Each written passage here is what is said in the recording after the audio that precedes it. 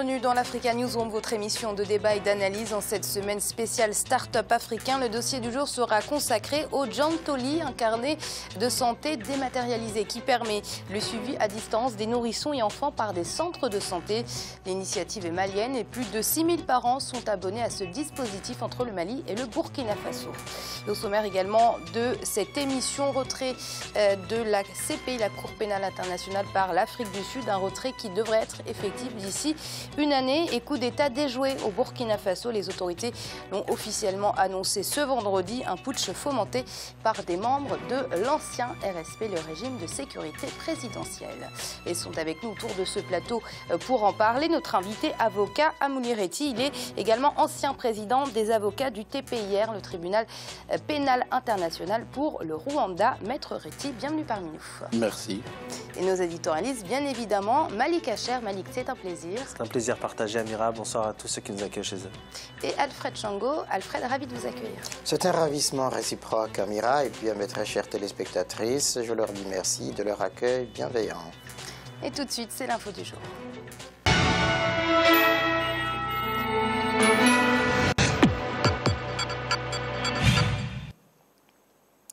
L'Afrique du Sud va se retirer de la Cour pénale internationale après la controverse qui a suivi l'an dernier son refus d'arrêter le président soudanais Omar El-Béchir. Le gouvernement de Pretoria l'annonçait officiellement ce vendredi 21 octobre lors d'une conférence de presse diffusée sur la télévision nationale. L'Afrique du Sud risque ainsi de devenir le premier pays africain à se retirer de la CPI, peut-être même avant le Burundi. C'est un sujet de Corinne Kamdem. L'Afrique du Sud annonce son retrait de la Cour pénale internationale. La nouvelle a été diffusée à la télévision publique sud-africaine ce vendredi 21 octobre 2016. Dans un courrier daté du 19 octobre et adressé au secrétaire général de l'ONU, la ministre des Affaires étrangères, Maïté Nkoana Mashabane, informe l'institution onusienne du retrait de l'Afrique du Sud de la Cour pénale internationale. Ce retrait prendra effet dans un an à compter de la date de réception de ce courrier.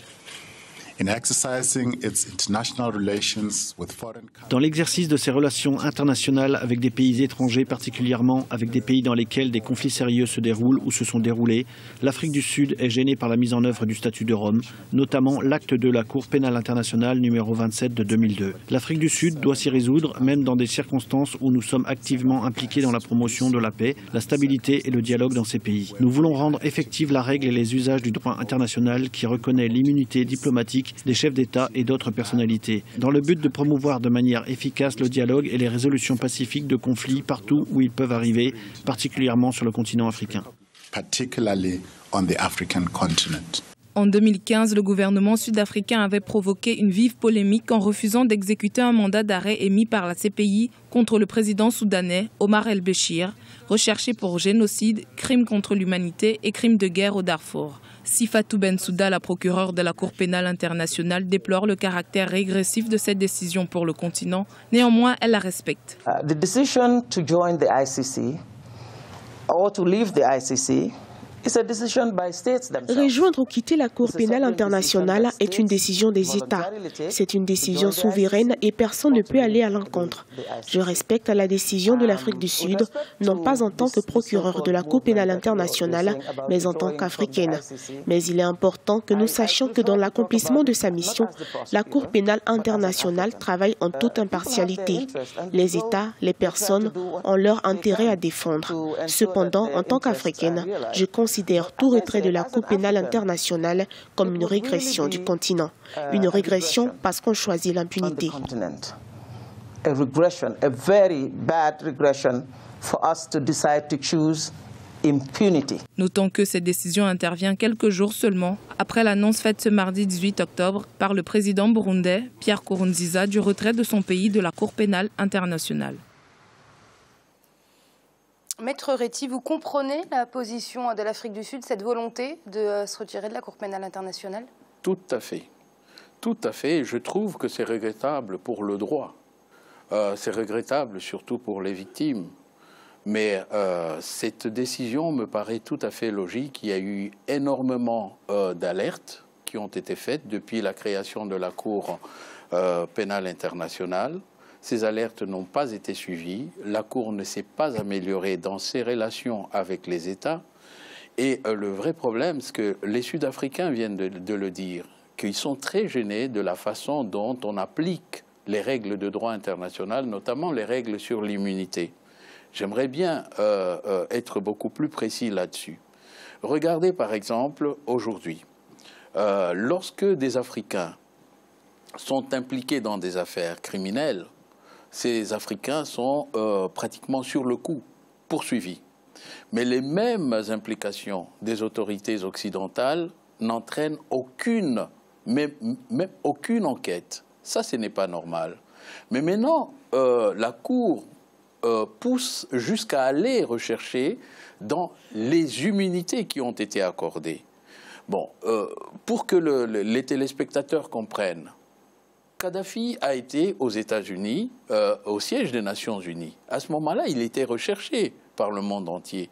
Mais à partir du moment où il était l'invité des Nations Unies, personne ne pouvait, même le gouvernement américain ne pouvait pas l'arrêter. Bon, le président iranien est allé au siège des Nations Unies, personne ne pouvait l'arrêter. Là, ce qui joue, ce n'est pas tant l'impunité, mais plutôt le respect des immunités diplomatiques. Et ces immunités sont très importantes dans les relations entre les États. Or, dans le cas d'espèce, quand on demande à ce que l'Afrique du Sud fasse arrêter un chef d'État qui est l'invité de l'organisation de l'Union africaine, là, il y a un problème.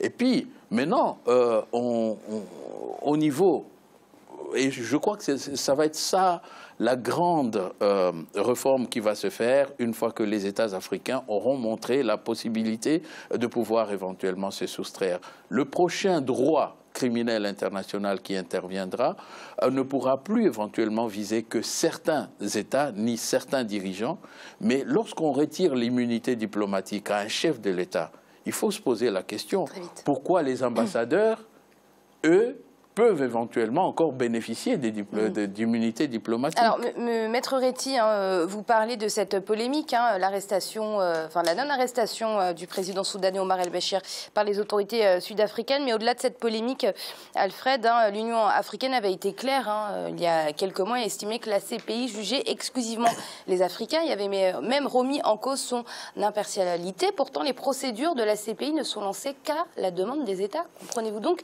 la position de ces pays ? Non, il y a là, au niveau politique, au niveau de l'Union africaine, une forme d'hypocrisie générale.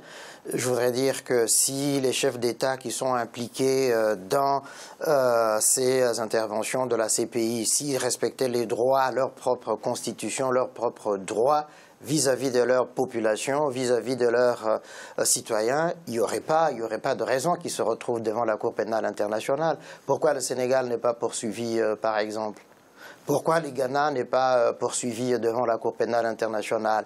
Pourquoi le Botswana n'est pas suivi devant la Cour pénale internationale? C'est lorsque des chefs d'État africains se rendent coupables justement des violations de leur propre constitution, de leurs propres droits, qu'ils sont sujets justement à être redevables devant la Cour pénale internationale. Donc, on ne peut pas exciper du fait que qu'il n'y a que les Africains qui sont poursuivis pour justement se retirer. Je crois que c'est une fausse raison vraiment de la part des chefs d'État africains. Quelle serait donc la vraie raison, Alfred? Mais la vraie raison, c'est pour masquer justement les turpitudes politiques qu'on voit. Quand on voit combien d'Africains meurent aujourd'hui dans la Méditerranée parce qu'il y a des mauvaises politiques en Afrique, il y a des guerres civiles, il y a des privations de droits, les gens sont obligés de fuir pour risquer leur vie dans la Méditerranée. Pourquoi voulez-vous qu'on ne poursuive pas ces chefs d'État-là? Moi, je terminerai vraiment juste... Un instant, Maître Retti. Oui, juste un petit point. Je pense que le président sud-africain est dans une mauvaise passe chez lui.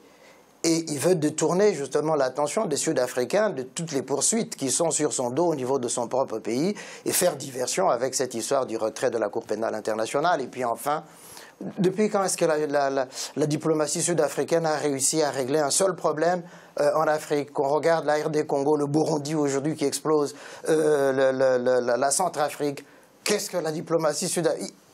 ils sont encore en phase d'apprentissage des règles de la diplomatie au niveau de l'Afrique. Maître Retti, très rapidement avant de donner la parole à Malik. Oui, bon, écoutez, je suis bien entendu, pour ceux qui me connaissent, ils savent très bien que je milite contre l'impunité. Donc je suis tout à fait pour qu'une telle juridiction prenne place et fonctionne.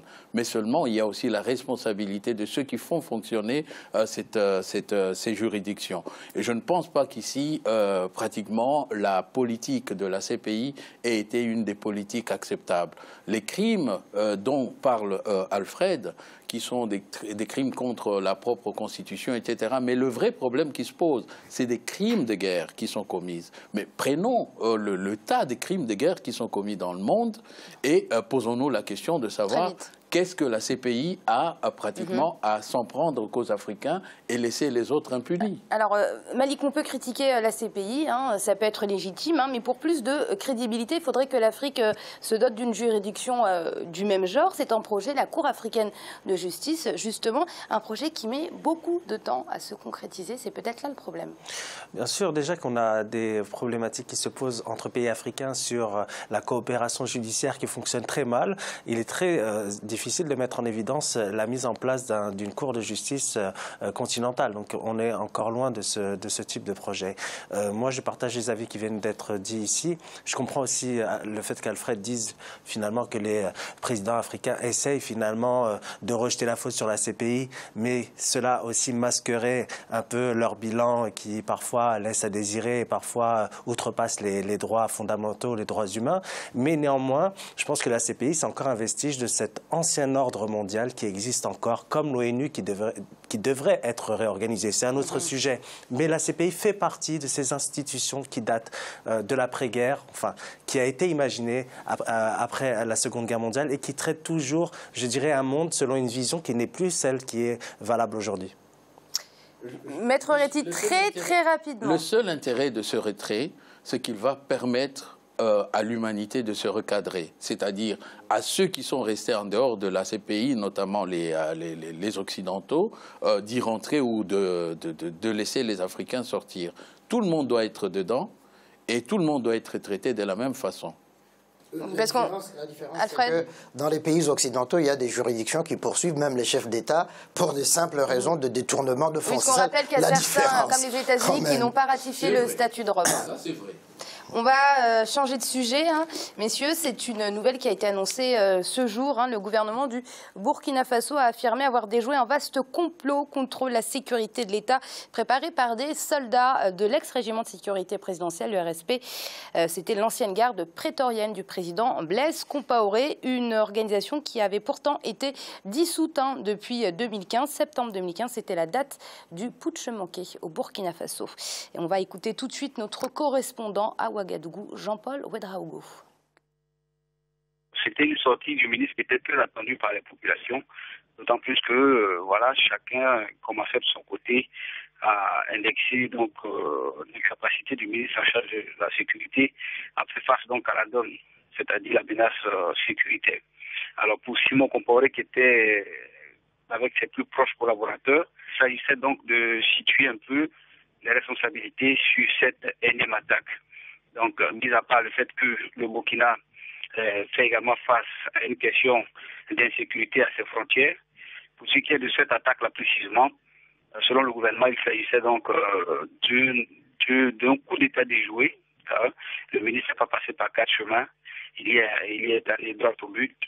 Donc, pour le gouvernement, il s'agit d'un coup d'État qui a été déjoué tout simplement, un coup d'État sur lequel travaillait une trentaine d'agents de l'ex-RSP, notamment sous les ordres donc, de l'adjudant-chef Koulibaly Gaston et deux autres sous-officiers qui étaient également donc sous ses ordres.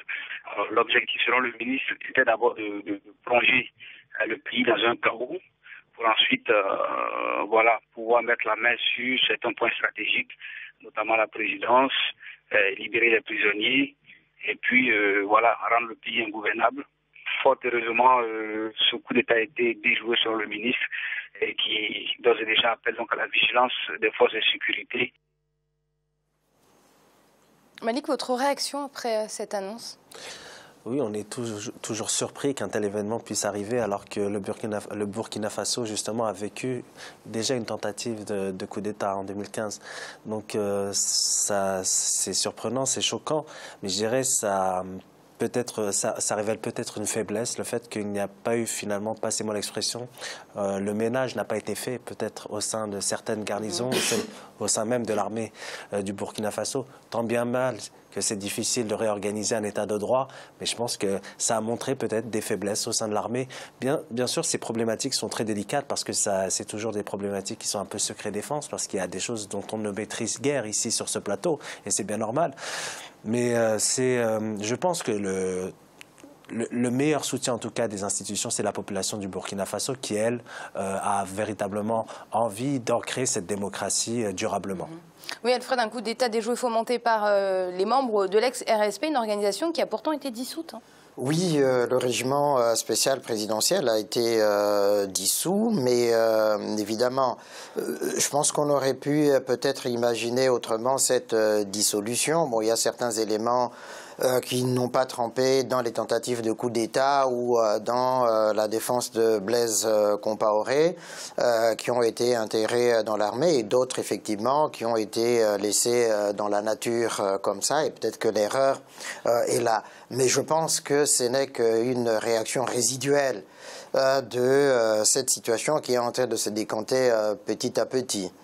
Et que finalement, que cette tentative ait été déjouée, ça signifie effectivement qu'il y a les forces de sécurité, qu'il y a de la vigilance quand même de la part des forces de renseignement, de sécurité de Burkina Faso, qui ont réussi à mettre hors d'état de nuire justement ces pieds nickelés qui se sont fait finalement avoir. Parce que, enfin, je ne sais pas comment ils ont pu imaginer que après ce qui s'est passé en 2015 ou avant, qui pouvaient encore tenter de perpétrer un autre coup d'État et puis qu'on le laisserait agir. Et puis, s'il était vraiment l'adjudant qui a disparu de la circulation, s'il était courageux, il aurait dû se rendre, justement. Quand on tente une telle chose, on ne réussit pas. Il faut faire comme Djendjéré, il a fait, mais je ne pars pas, je reste, et puis bon, je suis arrêté et puis emprisonné. Oui. Voilà, il faut assumer.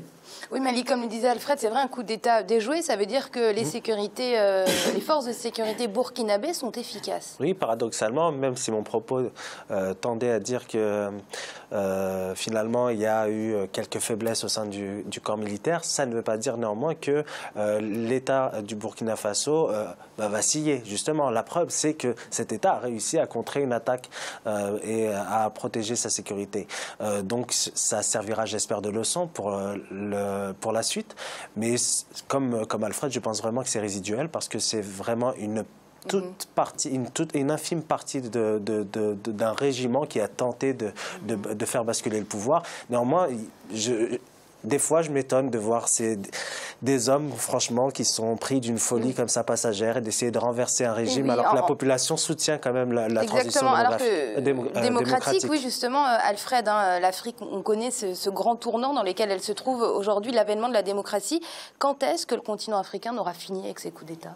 C'est la vraie question, Amira. Moi, je pense effectivement que si on veut vraiment sortir de cet état de choses, il faut que on arrive à inculquer à tous les Africains que le pouvoir politique n'est qu'une charge pour un moment, qu'on peut vivre en dehors justement de ce pouvoir-là. Tant qu'on continuera à considérer que réussir sa vie, c'est être au pouvoir, s'enrichir au détriment de la population, s'y accrocher, etc., on continuera à avoir ces genres de cas, ces genres de situations.